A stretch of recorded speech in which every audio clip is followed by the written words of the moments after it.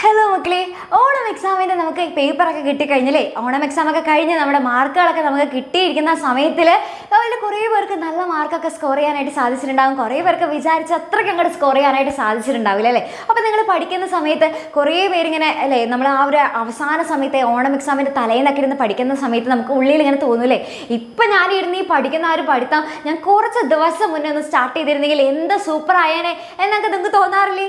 അപ്പോൾ അതാണ് എപ്പോഴും നമുക്ക് എല്ലാ സ്റ്റുഡൻസും തോന്നുന്ന ഒരു കാര്യമാണ്. എക്സാമിൻ്റെ തലേ ദിവസം ആവുന്ന സമയത്ത് നമ്മൾ ഭയങ്കര മരിച്ച് കിടന്ന് പഠിക്കൂലേ, പക്ഷെ ആ ഒരു പഠിത്തത്തിൻ്റെ കുറച്ച് ഭാഗമല്ലേ ഓരോ ദിവസം നമ്മൾ കുറേശ്ശെ ഒന്ന് പഠിച്ചിരുന്നെങ്കിൽ നമുക്ക് നല്ല കൂളായിട്ട് പോയിട്ട് എക്സാം ഒക്കെ എഴുതാനായിട്ട് സാധിക്കുമായിരുന്നു എന്ന് നിങ്ങൾക്ക് തോന്നാറില്ലേ? അപ്പോൾ അതിന് വേണ്ടിയിട്ട് ഇനി എന്താണ് ചെയ്യാൻ സാധിക്കുക എന്നുള്ള കാര്യമാണ് മിസ്സിന് ഇപ്പോൾ പറഞ്ഞു തരാനായിട്ട് പോകുന്നത്.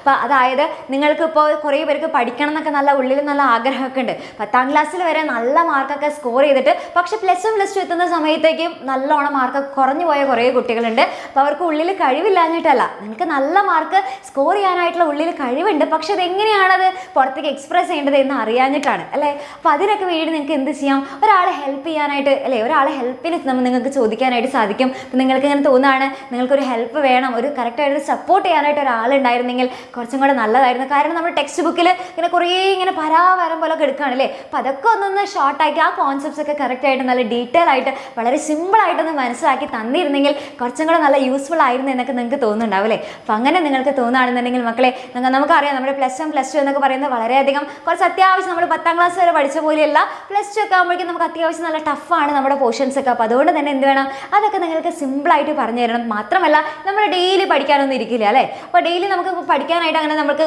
ഉള്ളിൽ ഇങ്ങനെ തോന്നുമെങ്കിലും പക്ഷെ നമ്മൾ അങ്ങനെ ഇരിക്കില്ല. അപ്പോൾ അങ്ങനെയാണെന്നുണ്ടെങ്കിൽ നിങ്ങളെ കറക്റ്റായിട്ട് പഠിപ്പിക്കാൻ അങ്ങോട്ട് ഇരുത്താനും, അതായത് സിസ്റ്റമാറ്റിക് ആയിട്ട് കറക്റ്റ് ടൈം ടേബിൾ അനുസരിച്ചിട്ട് കറക്റ്റ് ഒരു ഓർഡറിൽ നിങ്ങൾക്ക് പഠിക്കാനായിട്ട് ഇരുത്താനായിട്ട് ഒരാളുണ്ടെന്നുണ്ടെങ്കിൽ നല്ല യൂസ്ഫുൾ ആയിരുന്നു എന്ന് നിങ്ങൾക്ക് തോന്നുകയാണെന്നുണ്ടെങ്കിൽ നിങ്ങൾക്ക് വേണ്ടിയിട്ട് മക്കളെ നമ്മുടെ ഉയരെ ബാച്ച് ഉണ്ട്, നമ്മുടെ പ്ലസ് 2 മക്കൾക്ക് വേണ്ടിയിട്ടുള്ളതാണ്. ഇപ്പോൾ പ്ലസ് 2ൽ ഓൾറെഡി കുറേ പേര് നമ്മുടെ ഉയരെ ബാച്ചിൽ തന്നെ ഒത്തിരി സ്റ്റുഡൻസ് ജോയിൻ ചെയ്തിട്ടുണ്ട്.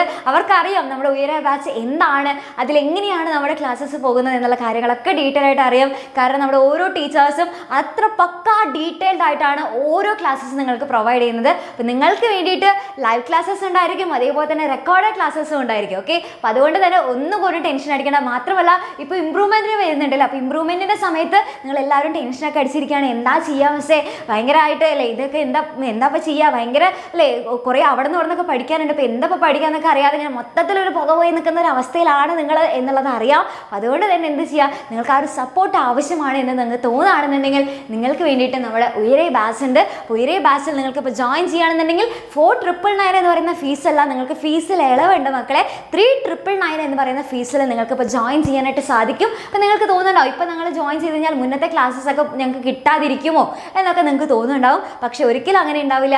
ഇപ്പോൾ നിങ്ങൾ ജോയിൻ ചെയ്യുകയാണെന്നുണ്ടെങ്കിൽ ഇപ്പോഴത്തെ ക്ലാസ്സസ്, ഇനി വരുന്ന ക്ലാസ്സസും അതേപോലെ തന്നെ ഇതിന് മുന്നുണ്ടായിരുന്ന ക്ലാസ്സസും എല്ലാം അത് നിങ്ങൾക്ക് കറക്റ്റായിട്ട് തന്നെ കിട്ടുന്നതായിരിക്കും. അതിലൊരു കുഴപ്പം ഉണ്ടാവില്ല. അത് മിസ് പ്രോമിസ് ചെയ്യാണ്, എന്തായാലും നിങ്ങൾക്ക് കിട്ടിയിരിക്കും. ഓക്കെ, പിന്നെ മാത്രമല്ല നിങ്ങൾക്ക് ഇപ്പോൾ ജോയിൻ ചെയ്യുകയാണെന്നുണ്ടെങ്കിൽ നിങ്ങൾക്ക് റിവിഷൻ ബാച്ച് നിങ്ങൾക്ക് ഫ്രീ ആയിട്ട് കിട്ടുന്നതായിരിക്കും. ഓക്കെ, അപ്പോൾ അത് നിങ്ങൾക്ക് വളരെയധികം യൂസ്ഫുൾ ആയിരിക്കും. കാരണം റിവിഷൻ ബാച്ച് വളരെയധികം ഇമ്പോർട്ടൻ്റ് ആണ് നമ്മുടെ കുട്ടികൾക്ക്.